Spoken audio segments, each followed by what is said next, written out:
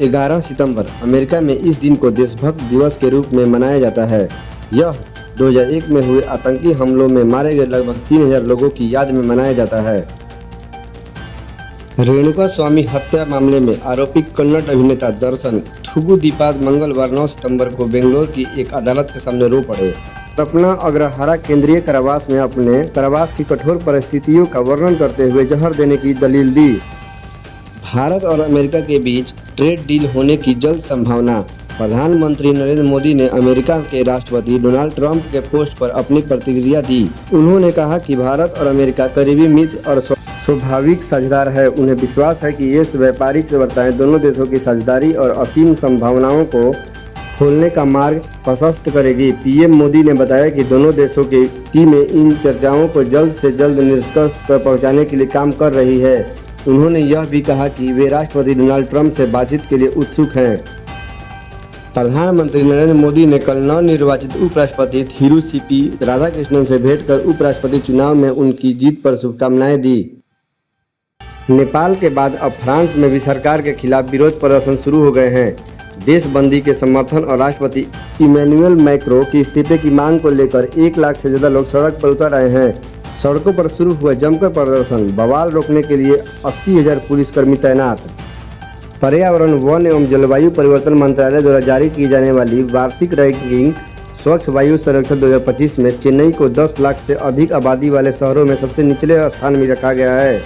यह शहर 41 बड़े शहरों में से 41वें स्थान पर रहा, जिसका स्कोर मात्र 115.3 रहा, जो शीर्ष स्थान पर रह रहे इंदौर से काफ़ी पीछे है।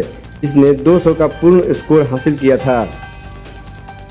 कैबिनेट ने भागलपुर दुमका रामपुर हाट सिंगल रेलवे लाइन 177 किलोमीटर के दोहरीकरण को मंजूरी दी, जिसकी कुल लागत 3,169 करोड़ रुपए होगी। मोहाली फॉरेस्ट अस्पताल ने पंजाब के मुख्यमंत्री भगवत मान सिंह का स्वास्थ्य बुलेटिन जारी किया है। बुलेटिन में कहा गया, पंजाब के मुख्यमंत्री भगवत मान सिंह के स्वास्थ्य में उल्लेखनीय सुधार हुआ है। सभी महत्वपूर्ण पैरामीटर स्थिति पर बने हुए हैं। डॉक्टरों ने एक बहुविषयक टीम उनकी स्थिति पर कड़ी नजर रख रही है और कल उन्हें छुट्टी दिए जाने की संभावना पर आकलन कर रही है। कैबिनेट ने बिहार में Buxar Bhagalpur high speed corridor के 4 लेन एक्सप्रेसवे नियंत्रित मोकामा मुंगेर खंड को मंजूरी दी। मारवाड़ी 19वीं सदी से ही हैदराबाद की अर्थव्यवस्था का हिस्सा रहे हैं, तो फिर तेलंगाना में घटते हंसिए सांस्कृतिक वर्चस्व और दक्षिणपंथी राजनीति के दिए अब उन्हें क्यों जिम्मेदार ठहराया जा रहा है। मारवाड़ी गो बैक अभियान पर एक गहन नज़र। महिला एवं बाल विकास मंत्रालय ने कल सामाजिक कल्याण और सुरक्षा क्षेत्रों में सुधार उपायों की पहचान के लिए परामर्श कार्यशाला का आयोजन किया। कार्यशाला का अध्यक्षता महिला एवं बाल विकास मंत्रालय के सचिव अनिल मालिक ने की। इस सत्र में राज्य और केंद्र शासित प्रदेशों में प्रतिनिधि मंडलों ने सक्रिय भागीदारी की। इस कार्यशाला के माध्यम से सहयोगात्मक सुधार उपायों और सामुदायिक भागीदारी के माध्यम से महिला एवं बाल विकास मंत्रालय की सबसे पहले महिला एवं बाल बालिका दृष्टिकोण की प्रतिबद्धता की व्यक्त की गई। नीति आयोग में राज्य सहायता मिशन के अंतर्गत यूएनडीपी इंडिया के सहयोग से कल राष्ट्रीय बहुआयामी गरीबी सूचकांक पहुंचा और राष्ट्रीय क्षमता को मजबूत करना विषय पर राष्ट्रीय कार्यशाला का सफलतापूर्वक समापन किया। भारतीय क्रिकेटर पृथ्वी शॉ के लिए मुश्किलें कम होने का नाम नहीं ले रही है। बुची बाबू ट्रॉफी में श्रद्धांजलि प्रदर्शन के बावजूद वह कानूनी पचड़े में फंसे हुए हैं।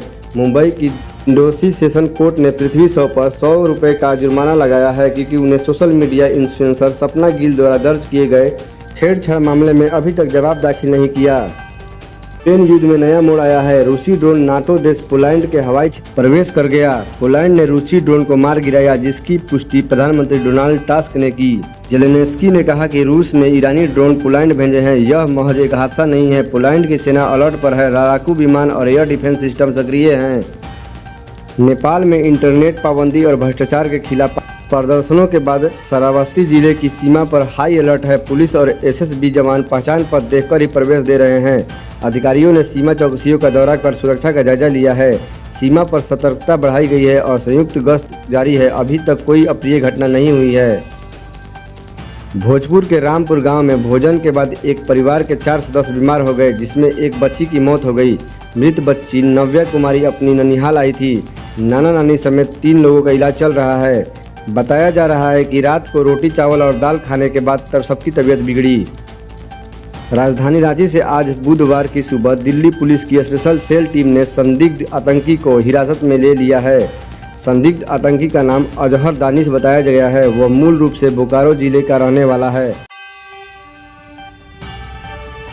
नई शिक्षा नीति 2020 छात्रों को मिलेगा मनपसंद विषय चुनने का अवसर, नए पाठ्यक्रम होंगे शुरू। उच्च शिक्षा मंत्री डॉक्टर धन सिंह रावत ने कहा कि राष्ट्रीय शिक्षा नीति NEP 2020 के तहत प्रदेश भर में शिक्षा संस्थानों में छात्र छात्राओं को अपने पसंद की विषय पढ़ने की छूट मिलेगी। साथ ही उन्हें मल्टीपल एंट्री और एग्जिट का विकल्प भी उपलब्ध होगा। सचिवालय में हुई स्टॉक फोर्स की बैठक में यह महत्वपूर्ण निर्णय लिया गया। बैठक में तय किया गया कि सभी शिक्षण संस्थान नेशनल क्रेडिट फ्रेमवर्क के तहत पाठ्यक्रम तैयार करेंगे। इसमें EV technology, IoT, data analysis जैसे आधुनिक तकनीक पाठ्यक्रम के साथ साथ ज्योतिष विज्ञान, आयुष विज्ञान, योगी विज्ञान जैसे भारतीय ज्ञान परंपरा बेस विषय भी शामिल किए जाएंगे। इस नए शिक्षा नीति के तहत छात्रों की बहुविषयक शिक्षा, कौशल विकास, डिजिटल पहल और उद्योग शिक्षा जगत सहयोग जैसे अवसर मिलेंगे। समग्र विकास और रोजगार के नए अवसर सुनिश्चित होंगे। उदयपुर में शिक्षा अधिकारियों के चैम्बर में प्लास्टर गिरा, जर्जर बिल्डिंग से मंडराया खतरा। शहर के एक सरकारी स्कूल में जर्जर व्यवस्था ने चिंता बढ़ा दी है, जहां शिक्षा अधिकारियों के चैम्बर का प्लास्टर अचानक गिर गया। इस घटना से भवन की सुरक्षा को लेकर खास सवाल खड़े हो गए हैं। घटना वाली इमारत की हालत लंबे समय से खराब चल रही है। रिपोर्ट्स के मुताबिक इस जर्जर बिल्डिंग के कई कमरों से लगातार पानी टपकता है, जिसमें दीवारों की मजबूती प्रभावित हुई है। यही नहीं, महज 5 माह पहले ही इस स्कूल में बनी एक दर्शक दीर्घा भी गिर गई थी, जिससे इमारत के कमजोर स्थिति का पता चलता है। इस घटना के बाद अभिभावकों और स्टाफ में रोष है। लोगों ने प्रशासन से तत्काल इमारत की मरम्मत और छात्रों की सुरक्षा सुनिश्चित करने की मांग की है। अधिकारियों ने इस मामले में जांच की ऐलान किया है और हालात का जायजा लेने का वादा किया है। स्मार्टफोन का हो गया अंत, आने वाले ऐसे तकनीक जिसे देख सभी हो जाएंगे हैरान, और उसकी जगह पे एक ऐसी तकनीक लेगी जो हवा में तैरती हुई स्क्रीन पर काम करेगी। यह विज्ञान कथा फिल्मों जैसी लगता है, लेकिन टेक दिग्गजों का मानना है कि भविष्य स्मार्टफोन मुक्त होगा। विशेषज्ञों के अनुसार भविष्य की यह क्रांति ऑगमेंटेड रियलिटी और आर्टिफिशियल इंटेलिजेंस पर आधारित होगी। इसमें यूजर्स को हल्के फुल्के AR चश्मे या कॉन्टैक्ट लेंस पहनेंगे, जो उनकी आंखों के सामने एक डिजिटल दुनिया बना देगी। इसके बाद कॉल करना, मैसेज भेजना, वीडियो देखना या गेम खेलना जैसे सारे काम बिना फोन के हवा में ही होंगे। AI एक पर्सनल असिस्टेंट की तरह हर जगह आपके साथ रहेगा। हालांकि अभी यह तकनीक आपके शुरुआती दौर में है। Companies like that Meta, Apple और गूगल इस दिशा में काम कर रही है। विशेषज्ञों का कहना है कि स्मार्टफोन पूरी तरह से अंत होने में अभी 1 दशक और उससे ज्यादा समय लग सकता है, लेकिन यह तय है कि टेक्नोलॉजी के दुनिया में यह एक बड़ा बदलाव आने वाला है। टाटा नेक्सॉन EV ADAS सुरक्षा तकनीक के साथ नया अवतार, बड़ी सुरक्षा और प्रीमियम फीचर्स। टाटा मोटर्स ने देश की सबसे लोकप्रिय इलेक्ट्रिक कार नेक्सॉन EV को एक नए रूप में पेश किया है। कंपनी ने इसमें एडवांस ड्राइवर असिस्टेंट सिस्टम तकनीक को जोड़ा है, जिसमें यह और भी ज्यादा सुरक्षित और आधुनिक हो गई है। इस नए बदलाव के साथ नेक्सॉन EV अब अपने आप जरूरी ब्रेकिंग, लेन छोड़ने की चेतावनी, अनुकूल क्रूज नियंत्रण और आगे टकराव की चेतावनी जैसे उन्नत सुरक्षा सुविधाएं देती है। ये सभी सुरक्षाएं न सिर्फ ड्राइविंग को आसान बनाती है, बल्कि लंबे यात्राओं के दौरान ड्राइवर को तनाव को भी कम करती है। इसके अलावा कंपनी ने कार के अंदरूनी हिस्सों और बेहतरीन सुविधाओं में भी सुधार किया है। ADAS तकनीक के साथ लैस नई टाटा नेक्सॉन EV इलेक्ट्रिक वाहन बाजार में एक नया मानदंड स्थापित कर सकती है। श्री सवालिया सेठ के भंडार से निकला 28.37 करोड़ रुपए, 1.25 किलो सोना एवं 1.5 क्विंटल चांदी मिली। प्रसिद्ध कृष्णा धाम श्री सवालिया सेठ मंदिर के भंडार से निकली राशि की अंतिम गणना के बाद कुल 28 करोड़ 37,45,510 रुपए नगद प्राप्त हुए हैं। इसमें भंडार, भेंट कक्ष और ऑनलाइन प्राप्त राशि शामिल नहीं है। साथ ही 1 किलो 835 ग्राम सोना और 143 किलो 780 ग्राम चांदी भी मिली है। इसके अलावा भक्तों द्वारा ऑनलाइन और मनी ऑर्डर से भी जमा कराए गए 4,75,33,304 रुपए भी शामिल हैं। प्राइमरी टीचर भर्ती 2025 1180 पदों पर निकली वैकेंसी, 16 अक्टूबर तक कर सकते हैं आवेदन। दिल्ली अधीनस्थ सेवा चयन बोर्ड DSSB ने प्राइमरी टीचर PRT के पदों पर भर्ती के लिए अधिसूचना जारी की है। इस भर्ती अभियान के तहत कुल 1180 रिक्त पदों पर आवेदन आमंत्रित किए गए हैं। इच्छुक उम्मीदवार 16 अक्टूबर 2025 तक ऑनलाइन आवेदन कर सकते हैं। आवेदन शुल्क सामान्य OBC और EWS श्रेणी के उम्मीदवारों के लिए 100 रुपए निर्धारित किया गया है। वहीं SC/ST दिव्यांग और महिला उम्मीदवारों को किसी भी प्रकार का शुल्क नहीं देना है। इस पद के लिए आयु सीमा अधिकतम 30 वर्ष निर्धारित की गई है, जबकि न्यूनतम आयु सीमा तय नहीं की गई है। आरक्षित श्रेणियों के उम्मीदवारों को नियमानुसार आयु में छूट का लाभ भी मिलेगा। परीक्षा की तिथि अभी तक घोषित नहीं की गई है। हरियाणा के बेटे नरेंद्र सिंधु ने आतंकियों से लड़ते हुए देश के लिए दी शहादत। पार्थिव शरीर गांव पहुंचा। हरियाणा के रहने वाले भारतीय सेना के जवान नरेंद्र सिंधु ने जम्मू कश्मीर के आतंकवादियों के साथ मुठभेड़ में देश के लिए अपने प्राणों की आहुति दे दी। उनके पार्थिव शरीर को गुरुवार को सेना द्वारा उनकी गाँव लाया गया, जहाँ हजारों लोगों ने उन्हें अंतिम विदाई दी। नरेंद्र सिंधु सेना में एक सैनिक के रूप में कार्यरत थे और उनकी तैनाती जम्मू कश्मीर में थी। बुधवार को आतंकियों के साथ मुठभेड़ में वे बहादुरी से लड़ते हुए शहीद हो गए। उनकी शहादत की खबर सुनते ही पूरे गांव में मातम छा गया। उनके पार्थिव शरीर को सम्मान पूर्वक स्वागत किया गया और लोगों ने फूलों की वर्षा करते हुए उन्हें अंतिम विदाई दी। हरियाणा के मुख्यमंत्री ने भी नरेंद्र सिंधु को शहादत पर गहरा दुख व्यक्त किया। सेना ने भी उनकी बहादुरी को सलाम किया और कहा कि देश उनकी शहादत को भी नहीं भूल पाएगा। नरेंद्र सिंधु की शहादत ने भी एक बार फिर यह याद दिला दिया कि हमारे सैनिक देश की सुरक्षा के लिए किसी भी हद तक जा सकते हैं। उनके परिवार और गाँव वालों ने भी बलिदान को गर्व के साथ याद किया और कहा कि वे हमेशा उनके दिल में जिंदा रहेंगे। देश के अलग अलग हिस्सों में मौसम ने फिर से करवट ली है। कहीं तेज धूप और उमस से लोग परेशान हो रहे हैं तो कहीं बारिश का अलर्ट चिंता बढ़ा रहा है। दिल्ली एनसीआर में मौसम की रफ्तार धीमी पड़ गई है। वहीं यूपी बिहार में हल्की बारिश ने मौसम को थोड़ा सुहाना बना दिया है। दिल्ली में मानसून की रफ्तार काफ़ी धीमी पड़ गई है। 2 दिनों से निकली धूप ने गर्मी बढ़ा दी है। इसके साथ ही सुबह शाम की उमस भी काफ़ी बढ़ गई है। मौसम विभाग की माने तो अभी दिल्ली वासियों को इस गर्मी की राहत मिलने की कोई उम्मीद नहीं है। मौसम विभाग के अनुसार आज से अगले 2-3 दिनों तक राजधानी में तापमान बढ़ने की संभावना है। यूपी बिहार में बारिश की वजह से मौसम खुशनुमा बन गया है। आज भी यूपी और बिहार के कुछ जिलों में हल्की बूंदाबूंदी होने वाली है।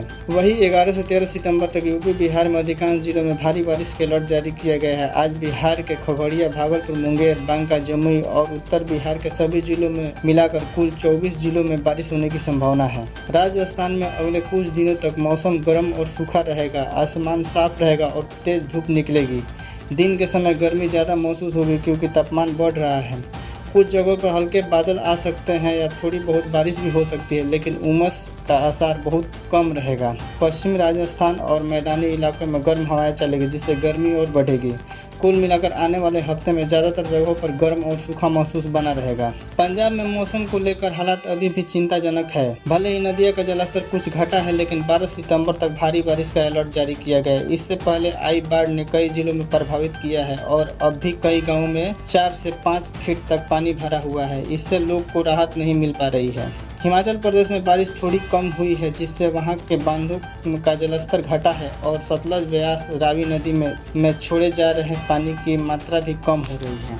छत्तीसगढ़ के शक्ति जिले में नकली मिलावट खाद की रोकथाम तथा अधिक कीमत पर विक्रय करने वाले विक्रेताओं के विरुद्ध लगातार कार्रवाई की जा रही है।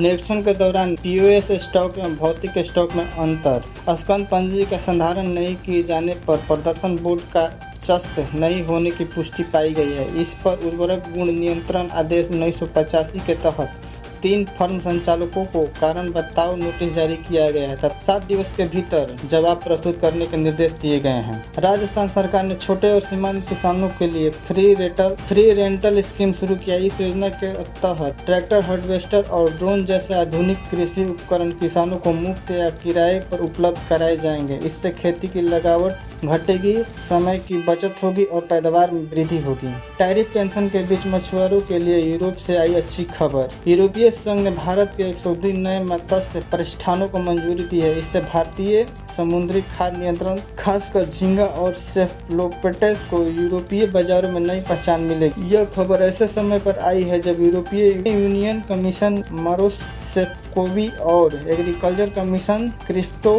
हैंसन इस सप्ताह दिल्ली में मुक्त व्यापार समझौते पर वार्ता का नेतृत्व करेंगे। कपास ड्यूटी पर आम आदमी पार्टी के नेता अरविंद केजरीवाल एक बार फिर केंद्र सरकार पर भड़के। एक्स पर उन्होंने लिखा कि ट्रंप को खुश रखने के लिए देश भर के कपास किसानों को दांव पर लगा दिया है। दोनों देश के बीच ये कैसी बातचीत चल रही है? केवल एक तरफ बातचीत अपने किसान, व्यापारियों और युवाओं को रोजगार को ताखा पे रखते हुए भारतीय बाजार को पूरी तरह अमेरिकियों के लिए खोला जा रहा है। अगर पूरे भारतीय बाजार अमेरिकियों के कब्जे में हो गया तो हमारे लोग कहाँ जाएंगे? ट्रंप के सामने ऐसा सरेंडर न सिर्फ भारतीय अर्थव्यवस्था के लिए घातक है बल्कि 140 करोड़ भारतीयों का अपमान भी है। दिल्ली के प्रीत बिहार में एक ऐसा हादसा हुआ है जिसमें सोशल मीडिया पर सनसनी फैलाई। घटना के वीडियो सोशल मीडिया पर अलग अलग प्लेटफॉर्म पर वायरल हो रहा है। एक महिला ने नई महिंद्रा थार की डिलीवरी के लिए दौरान पारंपरिक पूजा करते हुए गलती से एक्सीलेटर दबा दिया, जिससे कार शोरूम के पहली मंजिल से सीधे फुटपाथ पर गिरा। गनीमत रही कि इस हादसे में कोई घायल नहीं हुआ, लेकिन इस घटना का चर्चा पूरे विषय बना हुआ है। बागी 4 का बुरा हाल पर टाइगर श्रॉफ हो गए मालामाल। टाइगर श्रॉफ ने खूब एक्शन किया पर बागी 4 में कुछ भी काम नहीं आया। वजह है फिल्मों में एक ही तरह के कॉन्सेप्ट पर काम करते रहना। 5 दिनों में फिल्म का बुरा हाल होता दिख रहा है। फिल्म अब तक 40 करोड़ भी पार नहीं कर पाई है। इस फिल्म के लिए टाइगर श्रॉफ ने तगड़ी फीस ली है। वही संजय दत्त का विलेन बनने की कुछ खास काम आता नहीं दिखा। यस बैंक के शेयरों में 10 सितंबर को तेजी दिखी गई। इस तेजी के पीछे का कारण है कि बैंक को बोर्ड ने जापान के बीएमबीसी के 2 निदेशकों को शामिल करने की आरबीआई ने मंजूरी दी है। इस खबर से बैंक के शेयरों में 2% का अधिक तेजी आई है। मालूम हो कि इस विदेशी बैंक ने यस बैंक में भारी निवेश किया है। एसएमबीसी की यस बैंक में 24.99% हो गई है। अंबेडकर नगर में जलसाजों ने बैंक के पेटी से चेक निकालकर एक अबर अभियान के खाते से 1.5 लाख रुपए उड़ा दिए हैं। पीड़ित ने बैंक में चेक जमा किया था जिसे जलसाजों ने हासिल कर लिया, फिर उनके खाते से निफ्ट के माध्यम से पैसा ट्रांसफर कर दिए।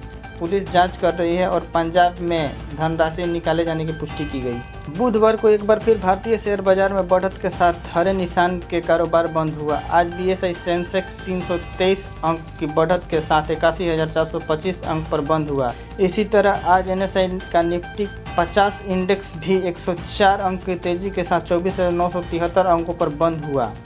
आज लगातार दूसरे दिन आईटी स्टॉक में शानदार तेजी दिखी। HCL, Tech Mahindra, TCS, Infosys के शेयरों में जोरदार तेजी के साथ बंद हुआ।